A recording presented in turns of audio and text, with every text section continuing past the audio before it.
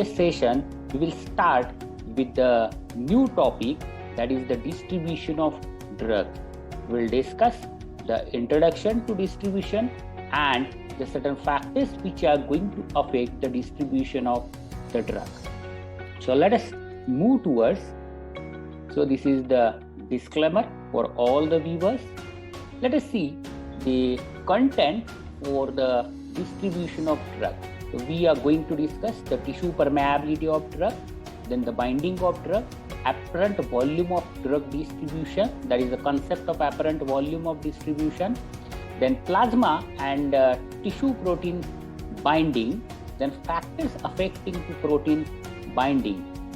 Then furthermore, we will discuss the kinetics of protein binding and clinical significance of the protein binding. So this is the content for the chapter distribution. Let us see the learning objectives.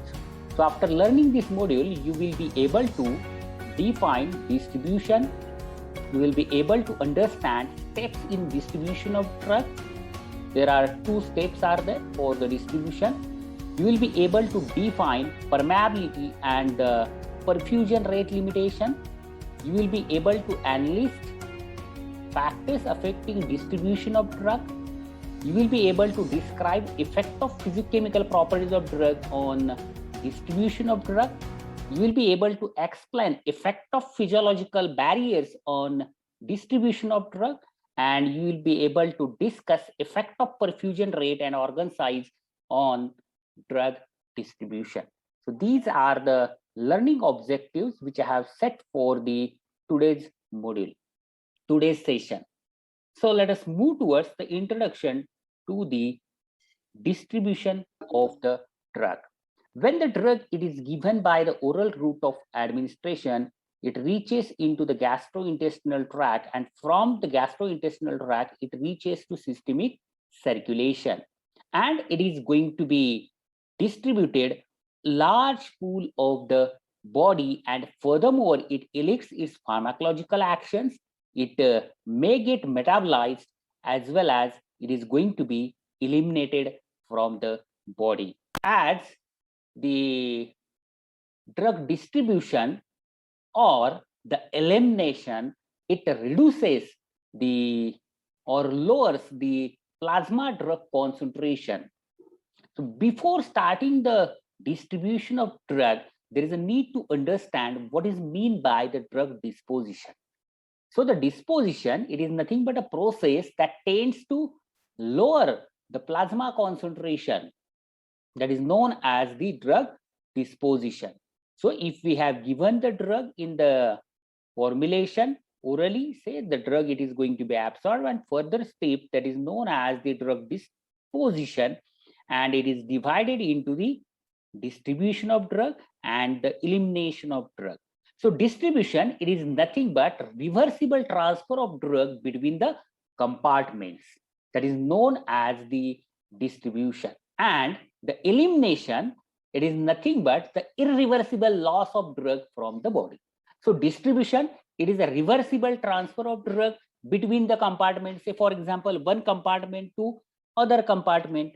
And the elimination, it is nothing but the irreversible loss of drug from the body. The drug, it is going to be completely eliminated from the body, that is known as the elimination. And both the processes, they are going to lower the plasma drug concentration.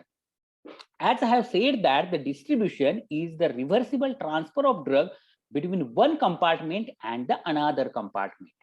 After absorption of a drug, initially the drug reaches into the systemic circulation, and it is possible to modify this definition as the distribution, it is a reversible transfer of a drug between blood and the extravascular fluid and the tissues. As the first compartment, it is the systemic circulation. Then thereafter, there is the extracellular fluid, then the various tissues. So we can define the distribution alternatively as it is a reversible transfer of a drug between the blood and the extravascular fluid and the tissues, that is known as the distribution. Let us see the steps in the distribution of the drug. There are two steps are there which are involved in the distribution of drug. Once the drug reached into the systemic circulation, isn't it? So this is the systemic circulation part, isn't it? It comprises the various proteins, and depending on the affinity of drug, it is going to bound to the protein. Only free drug is going to cross the capillary wall and it reaches into the extracellular fluid. Then thereafter, there is a cell membrane is present, say for example in the tissues, and the intracellular fluid, isn't it? So the permeation, initial part, that is the permeation of free or unbound drug into the extracellular fluid. That is a movement of drug from systemic circulation into the extracellular fluid. This is the first step. And the second step, that is a permeation of drug which is present in the extracellular fluid into the intracellular fluid. And this is the rate limiting step. And it is depend on the membrane permeability and the perfusion. That is the rate of perfusion to the extracellular tissue. So whatever the movement of drug from the extracellular fluid into the intracellular fluid, it is depend on the rate of perfusion of that specific tissue or organ and the membrane permeability. So these are the two steps. In a first step, the drug, it is going to be moved from systemic circulation into the extracellular fluid. This is not as such barrier. And the second step, that is a movement of drug from extracellular fluid into the intracellular fluid. And there are two rate limiting steps are there depending on the nature and type of the drug and the membrane specificity. Very first one, that is a rate of perfusion, and second one, that is the membrane permeability. So these are the two steps which are involved in the distribution of the drug. Let us see the characteristics of distribution process. As you know that the distribution is a passive process. On the previous slide itself, we have seen the movement of drug from systemic circulation into the extracellular fluid and from extracellular fluid into the intracellular fluid. Here, the driving force is the concentration gradient between the blood and the extravascular tissue until the equilibrium is attained. So until the equilibrium, the drug, it is going to be moved from one side to another side and from another side to the first side, isn't it? So it is the passive process. The distribution of drug in the body depends on the lipophilicity and the protein binding. If drug shows the extensive protein binding, such drugs are not going to be distributed well, isn't it? If drug is having a high lipophilicity, such drugs are going to be distributed well throughout the body and get stimulated into the various organs. Low plasma binding, protein binding, or high tissue binding or high lipophilicity usually means extensive tissue distribution. If the drug, it is having a low protein binding or the high tissue binding or the high lipophilicity, such a drug shows the extensive tissue distribution. Such drugs are going to be distributed well into the tissue. In pharmacokinetics, the distribution, it is described by the parameter, that is a VD. It is known as the apparent volume of distribution. Keep in mind the notation which is used for the apparent volume of distribution. It is the VD and it is the primary pharmacokinetic parameter, important primary pharmacokinetic parameter. That is the apparent volume of distribution. Later on, we will discuss in detail the concept of apparent volume of distribution. The extent to which the drug distributes affects the concentration at steady state. The concentration at steady state, it is going to be affected by the extent to which the drug, it is going to be distributed. Most drugs exhibit a non-uniform distribution in the body. It is due to the variations that are largely determined by ability to pass through the membranes and their partition coefficient. So the distribution of drug, it is going to be decided by the various barriers which are present in the body, and that is it is due to the membranes and the partition coefficient of the drug. Small water soluble molecules and ion diffuse through aqueous channel if it is having a molecular weight less than 50 Dalton, and the lipid soluble molecules penetrate the membrane very easily, and they are going to be moved from one side of membrane to the another side. So water soluble molecules and ions of a moderate size, that is 50 or more, cannot enter the cells easily. If the molecular weight of drug, if it is not lipophilic in nature and it is having a high molecular weight, that is greater than 50 Dalton, such drugs are not going to be moved from one side to the another side unless and until the spatial transport mechanism is not available for the specific drug. For example, active transport or the carrier mediated transport system. So these are the things related with the characteristics of the distribution process. Let us move towards the factors affecting distribution of drug. The factors affecting to distribution of drug, it is mainly divided as factors related with the protein binding, then the tissue permeability, then organ size and perfusion rate, then the tissue binding, and certain miscellaneous factors. In the today's module, we will discuss only the tissue permeability and the organ size and perfusion rate. So let us move towards the tissue permeability. So the tissue permeability, it is divided, the factors from the tissue permeability, it is divided as the physicochemical properties of the drug and the type and characteristics of the various physiological barriers. Depending on the physicochemical properties of the drug distribution, it is going to be affected, right? Then the next factor, that is the organ, tissue size and the perfusion rate. That is simply nothing but the blood flow towards the specific tissue and the size and the volume of the specific tissue, that will again affect the distribution of drug.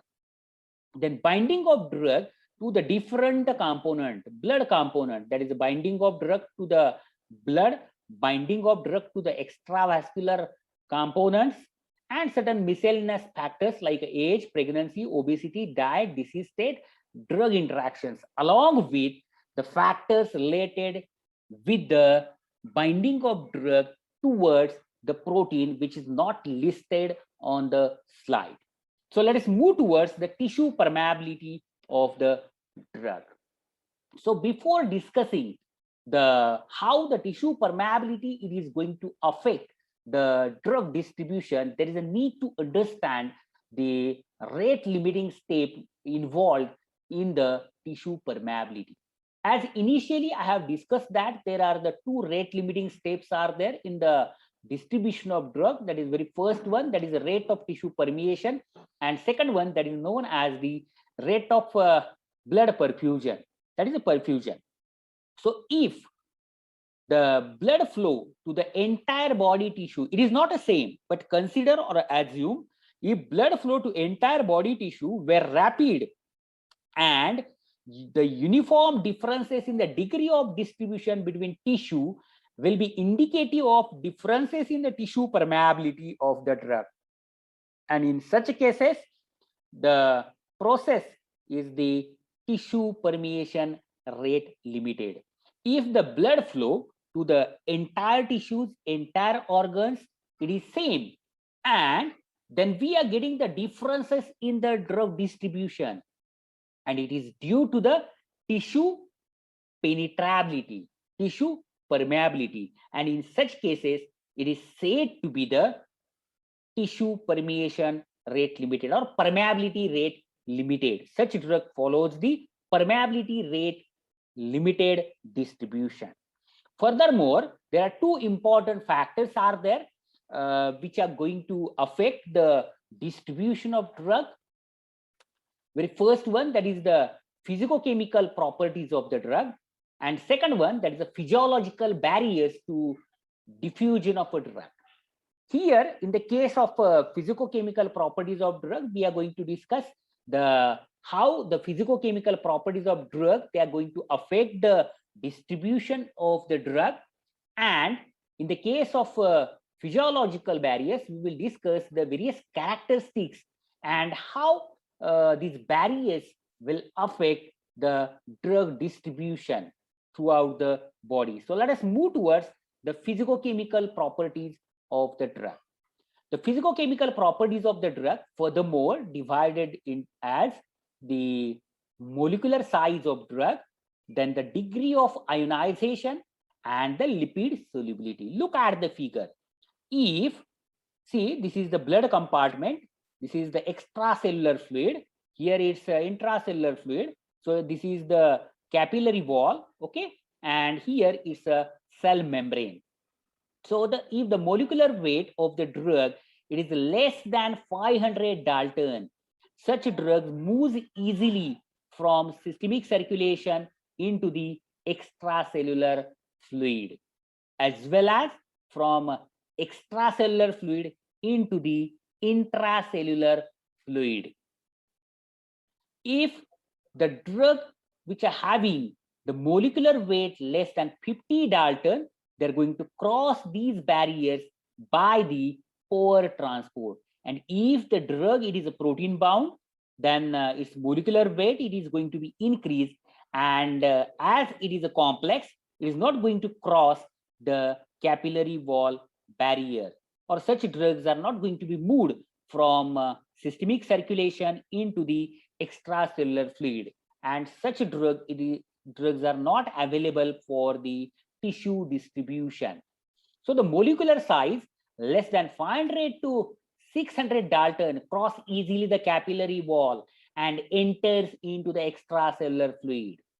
So the movement of drug from extracellular fluid into the intracellular fluid, it is a function of the molecular size.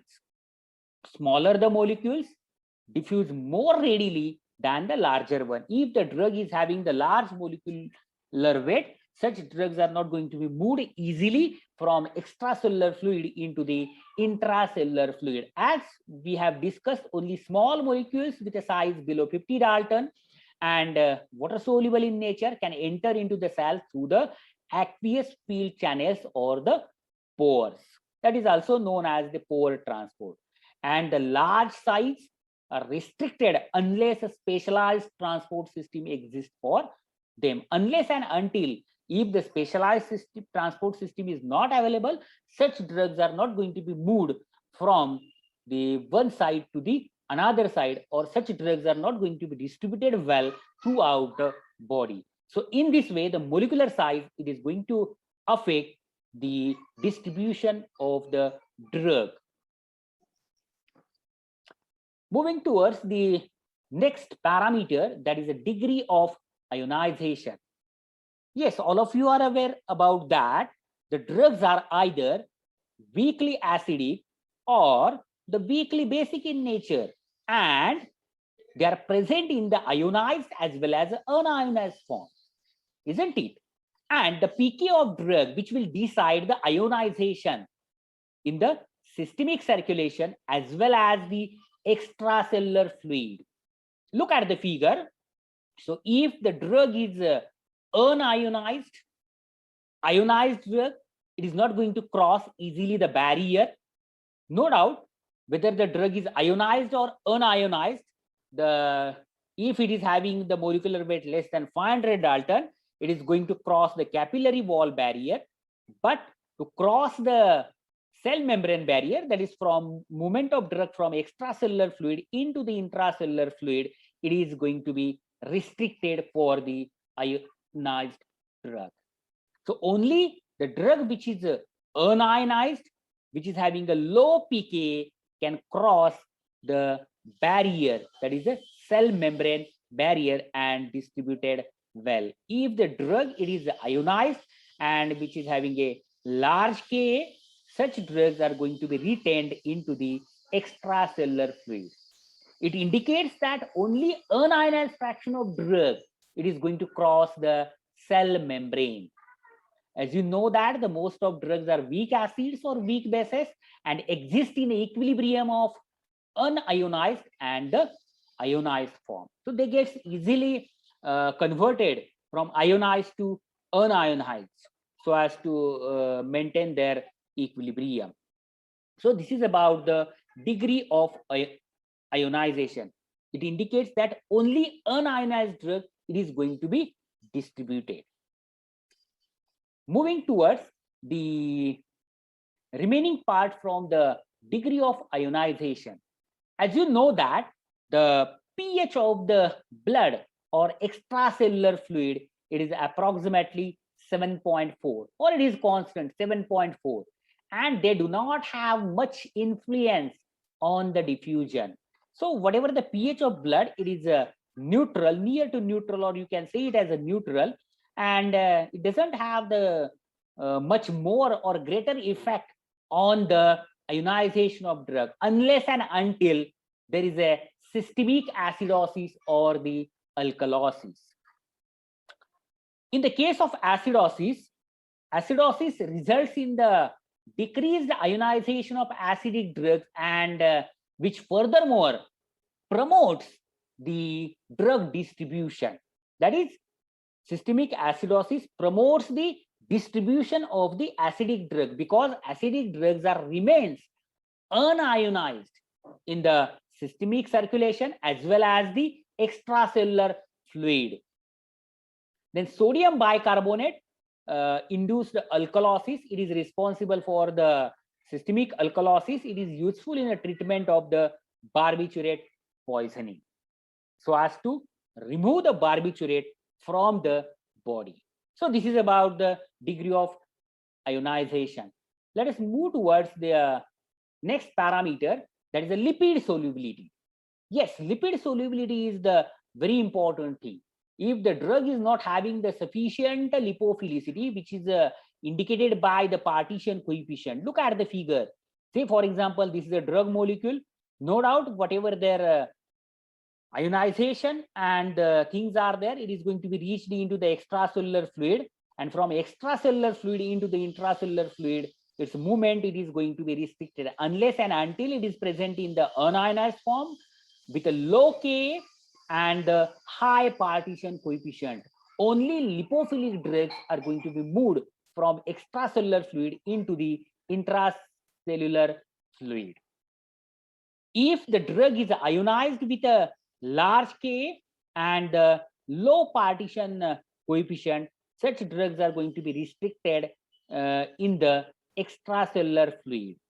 So the non-polar substances dissolves freely in the lipids, that is this lipophilic membrane, and therefore easily diffuse through the cell membrane barrier. As you know that the solubility in the membrane can be expressed as a partition coefficient for the substance distributed between the lipid phase, that is the membrane, and the aqueous phase environment, that is the ECF and the ICF. So the partition coefficient is the most important variable which is going to affect the permeability of the cell membrane. If the drug it is a polar and hydrophilic in nature, such drugs are not going to be penetrated through the lipoidal cell membrane barrier. It indicates that by considering all these physicochemical properties of the drug should have the low molecular weight, it should be present in the unionized form, and it should be lipophilic. Then and then only it is going to be distributed into the tissues. Right? Let us see some examples related to the tissue permeability. So the first example I have cited over here, that is a phenobarbital and salicylic acid. Phenobarbital, it is having the pK 7.3 and it is remains unionized at a plasma pH. And the salicylic acid, it is having a pK 2.79 and it gets ionized at a plasma pH. both the drugs are having the same partition coefficient, isn't it? But the phenobarbital, due to its unionized form, presence of unionized form at a blood pH, it is going to be distributed well throughout the body. So phenobarbital and salicylic acid have almost same partition coefficient, but the phenobarbital is more unionized at a blood pH and therefore distributes rapidly into the tissues or into the body. But another example I have cited here, there is a thiopental, which is a non-polar, which is having a pK 7.55. So it's almost unionized at a plasma pH. It is a highly lipophilic in nature, largely unionized, and it is going to be rapidly diffuses into the brain than the penicillins, which is having the pK 2.74. So it is a polar hydrophilic, and it is going to be ionized at a plasma pH, and it does not cross the blood-brain barrier. Means thiopental shows the greater drug distribution than that of the penicillin. So by considering these two examples, the factors which are going to affect the tissue permeability is the ionization of drug, that is the pK of the drug, dissociation constant, and the second factor, important factor, that is the lipophilicity. Also, we have to supposed to consider the molecular weight of the drug. So in this way, the molecular size, then the degree of ionization, and the lipid solubility of drug, it is going to affect the tissue permeability.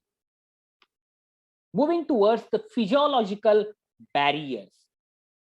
In the body, there are certain physiological barriers are present and which are going to restrict the entry of drug into the tissues. These physiological barriers are furthermore divided into the simple capillary endothelial barrier, then simple cell membrane barrier, then blood-brain barrier, blood cerebrospinal fluid barrier, blood placental barrier, and blood testis barrier. Let us see the first barrier, that is known as the simple capillary endothelial barrier. Again, look at the figure. So whatever the capillary barrier is there, it supplies the blood to the tissue. It is not as such the barrier, isn't it? And thus all drugs which are having, whether it is ionized or unionized, with a molecular weight less than 600 Dalton, can cross easily the barrier, and the drug it is going to be reached into the extracellular fluid, except protein bound drug. There is a drug bound to the blood components, maybe it is bound to the proteins or red blood cells or hemoglobin. Such drugs are not going to be cross this capillary barrier, not able to cross the barrier because of high molecular size of this PD complex.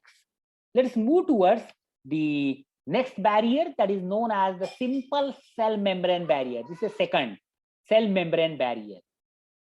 So once the drug diffuses from this capillary wall into the extracellular fluid, then the entry of drug into the intracellular fluid, it is being restricted by the cell membrane barrier, and it is governed by the permeability of the drug. As you know that if the drug is having a molecular weight less than 50 Dalton, it is going to be cross this barrier by bulk flow. If it is having a molecular weight 50 to 500 Dalton and it is a lipophilic, it is going to cross this barrier by passive diffusion. And if it is polar, ionized, with a molecular weight greater than 50 Dalton, only cationic drugs, they are going to be moved from extracellular fluid into the intracellular fluid by active transport mechanism, and anionic drugs are going to be retained in the extracellular fluid. So one of the such type of barrier is the gastrointestinal cells that are surrounded by the lipoidal barriers, which limits the drug absorption. Similarly, the drug distribution, it is going to be affected. So this is about the simple cell membrane barrier. Let us move towards the blood-brain barrier. So the blood-brain barrier, it is a highly selective barrier and it is permeable to only lipophilic drugs. Lipophilic drugs are going to be moved into the or permeated through the barrier. This barrier, it is due to their high lipophilicity by the passive diffusion mechanism, isn't it? So this is the blood-brain barrier. Here it's a capillary, then this is the capillary wall, and here it's a brain. So these are the capillary endothelial cells, isn't it? These rods, and which are joined by the tight intercellular junctions. Then these are the pericytes, these are the astrocytes, these are the glial cells and extracellular fluid. So drug has to cross this capillary endothelial barrier and it should reach into the brain. So the brain capillaries, it consists of the endothelial cells which are tightly joined to each other, and thereby it forms the blood-brain barrier. Furthermore, it comprises the pericytes as well as the astrocytes. They form the solid envelope around the brain capillaries, isn't it? And thereby, furthermore, the movement of drug into the brain, it is going to be restricted. That is a paracellular transport of a drug from the capillary to brain. It is going to be blocked by these pericytes or the astrocytes. So the drug moves into the brain by only the transcellular pathway, isn't it? There are two regions are there in which the blood-brain barrier, it is not present. That is the trigger area and the hypothalamic region. The blood-brain barrier is absent. So if the drugs are given by the nasal route, or when we are giving the drug by nasal route, and if it is absorbed from the olfactory region, such drugs are directly reached into the brain. Look at the figure once again. So here it's a brain, and see this magnifying images of the blood-brain barrier. So this is the capillary, so that you will understand what is actually the blood-brain barrier. So this is the capillary. So here it's a endothelial cell which is joined tightly, isn't it? Then this is the pericytes, and these are the astrocytes. I can see the inside. So this is the blood. Then these are the endothelial cells which are tightly joined. Then here is the basal membrane is present, and the astrocytes along with the pericytes.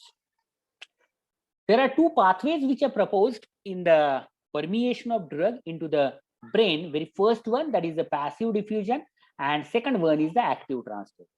So in the case of passive diffusion, through this lipoidal barrier, which is highly selective, if the drug is having the molecular weight less than 700 Dalton with a high partition coefficient or lipophilicity, such drugs are going to be moved.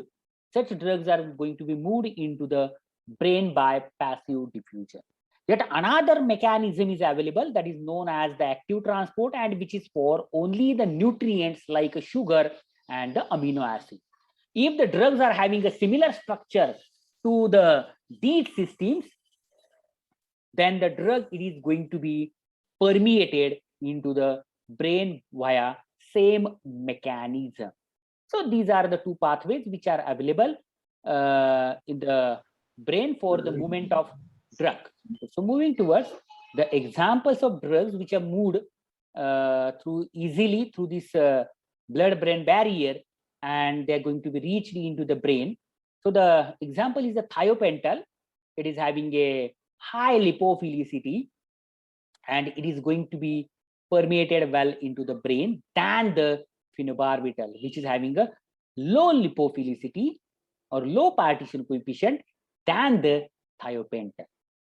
Certain antibiotics, they are polar. Say, for example, penicillin, it is a polar, then water soluble and ionized.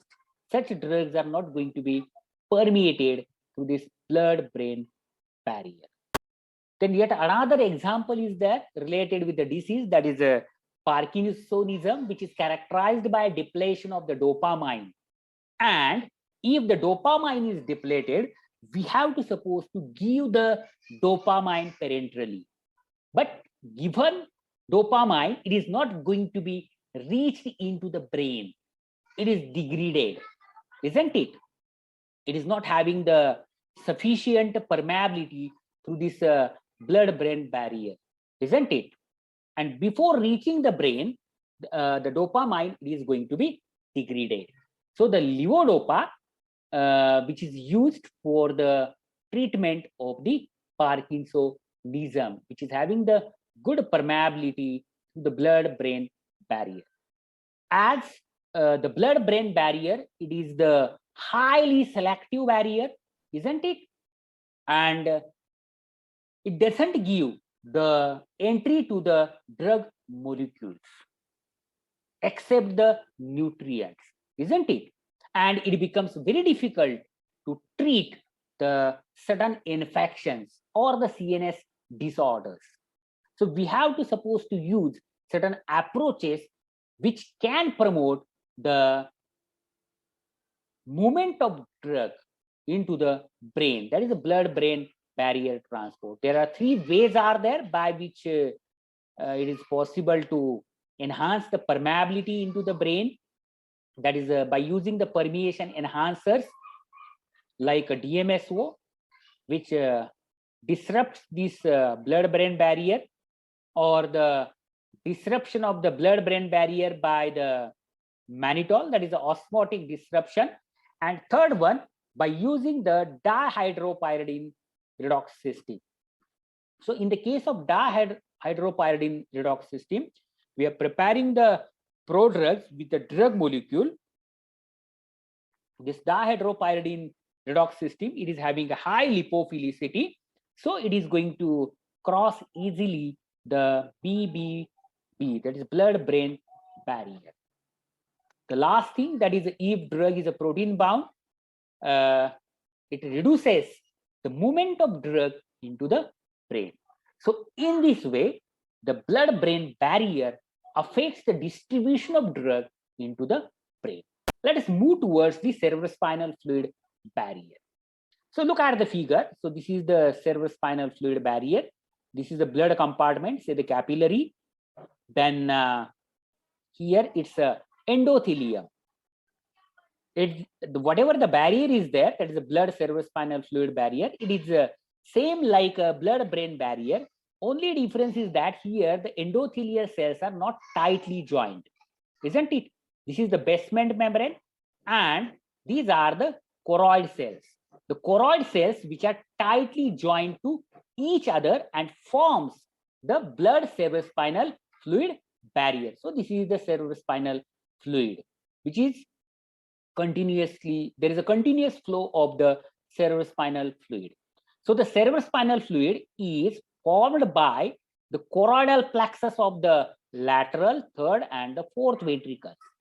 So CFF, so the CSF is the similar in composition of the extracellular fluid of the capillary endothelium that lines the choroid plexus consists of open junctions. So these are the open junctions. You can say it as a fenestrations through which the drug can easily or freely flow into the extracellular space between the capillary wall and the choroid cells. So drug, this is a blood, isn't it? Or you can say it as a capillary. So drug, it is going to be moved from these fenestrations into the extracellular fluid. The blood cerebrospinal fluid barrier, it is formed by the choroidal cells which are joined to each other via the tight junctions. Again, see the figure. So these are the choroidal cells, and here it's a tight junction. This is the extracellular fluid, and this is the capillary endothelium, and this is the blood. So the drug easily moved into the extracellular fluid, and from movement of drug from extracellular fluid into the cerebrospinal fluid, it is going to be restricted due to the tight junctions, and thereby there is a formation of a blood cerebrospinal fluid barrier. So this barrier has a permeability characteristic similar to the blood-brain barrier. Only the highly lipid soluble drugs, they can cross this blood CSF barrier.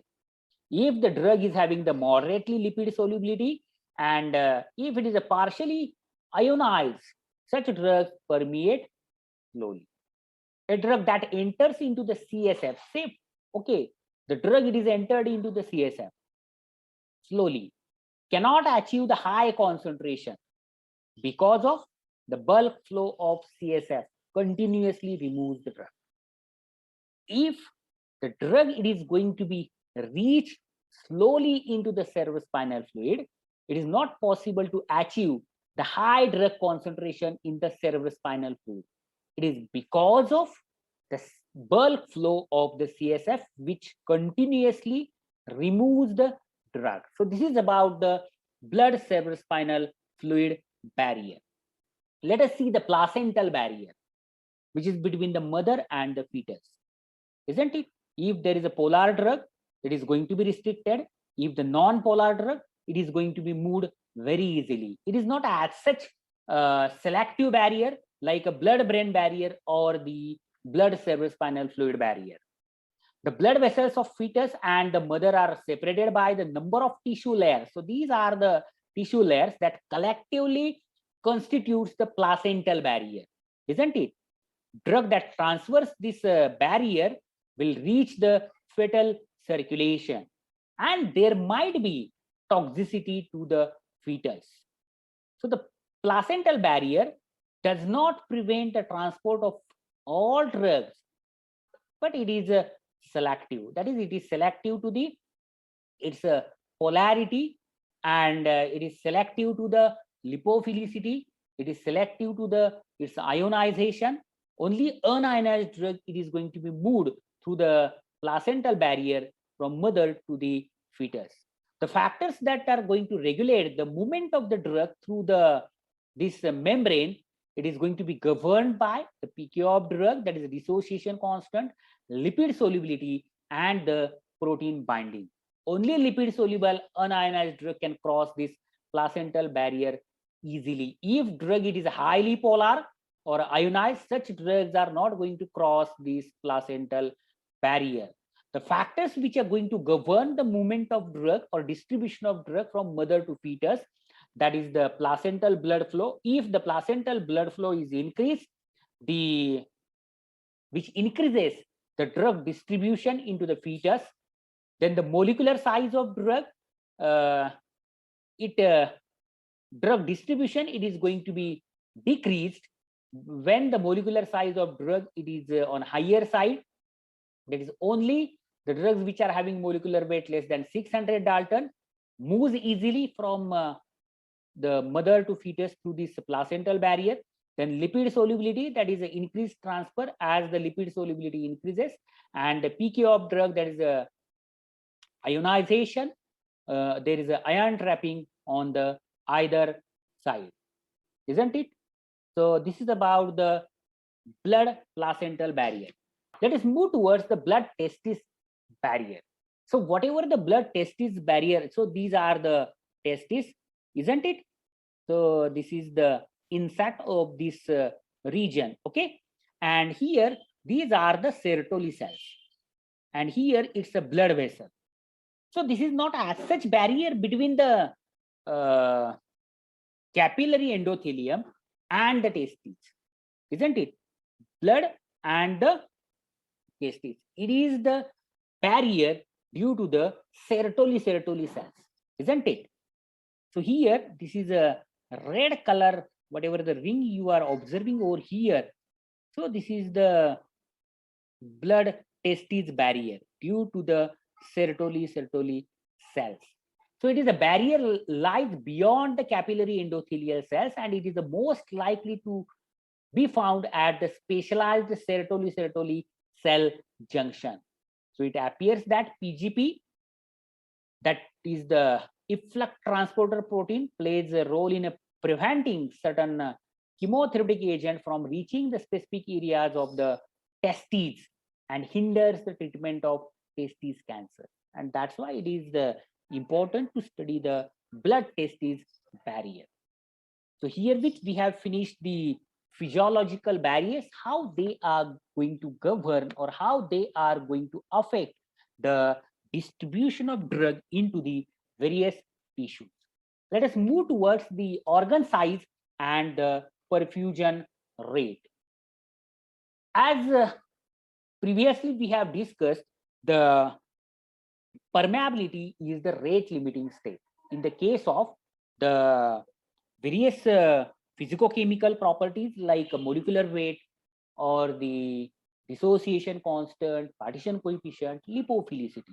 That is when the drug is ionic, polar, or the water soluble in nature. In such cases, drug shows the permeability rate limited distribution. Or if there are certain physiological barriers which are present over there, which are going to affect or which are going to restrict the entry of drug into the specific tissues or into the cells. The drug distribution is a perfusion rate limited in the case of as if the drug is highly lipophilic in nature.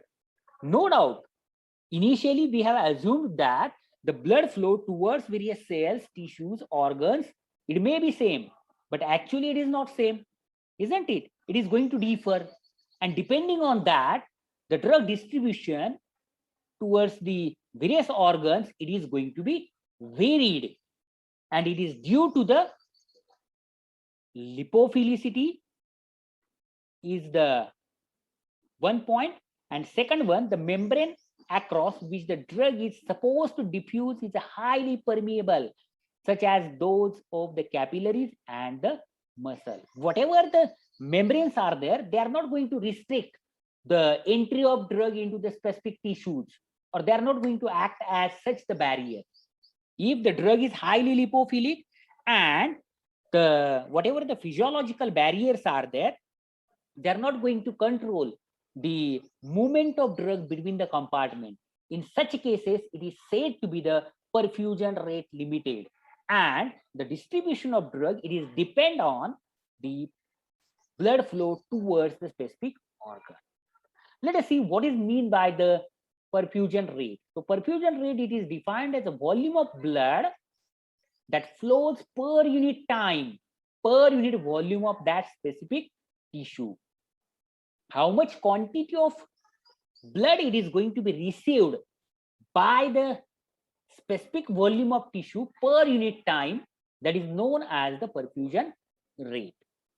So the rate of blood perfusion to different organ, it is going to be varied. Means whatever the organs are there which are present in the body, or the whatever tissues or the cells, they are not going to receive the same quantity of blood, isn't it? So the total blood flow, it is greater to the brain, kidneys, liver, and muscle. And the highest perfusion rates we are getting in the case of brain, kidney, liver, and heart. There are certain organs are there in the body which are highly perfused. For example, adrenals and the thyroid. Let us see the examples how the perfusion or blood flow towards the organ, it is going to affect the distribution of drug. Here I have cited the two examples. One is the thiopental and second one is the penicillin. Thiopental, due to its high lipophilicity, as already we have seen, the blood-brain barrier, it is not going to act as a barrier for movement of thiopental, and as such the drug is lipophilic, so it is going to be accumulated into the brain well, isn't it, than that of the muscle, because blood flow towards the muscle is on the lower side. Second example, that is a penicillin.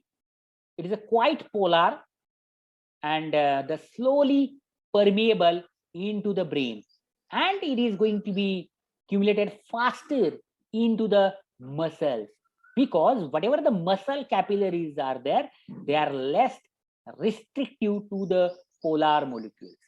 Means the thiopental, due to its high lipophilicity as well as the high blood flow toward or high perfusion towards the brain, it is going to be accumulated into the brain.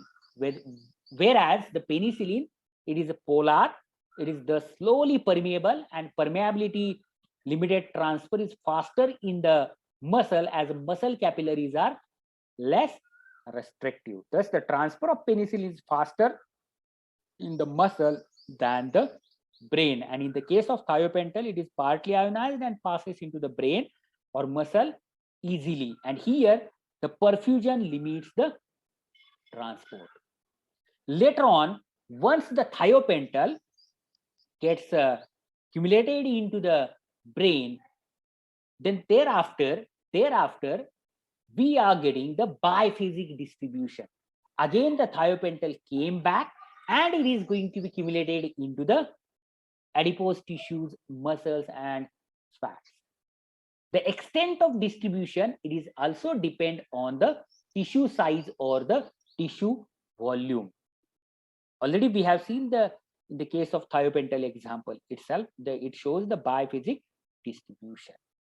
Furthermore, depending on the perfusion, the tissues are going to be classified as highly perfused tissue, moderately perfused tissue, and poorly perfused tissue.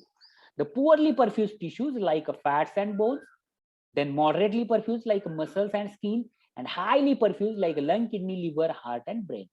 So if the drug is lipophilic in nature, its distribution, it is depend on the perfusion, and it is going to be distributed well into the lung, kidney, liver, heart, and brain, isn't it? So this is about the organ size and the perfusion rate. So herewith we have finished the today's session on the drug distribution.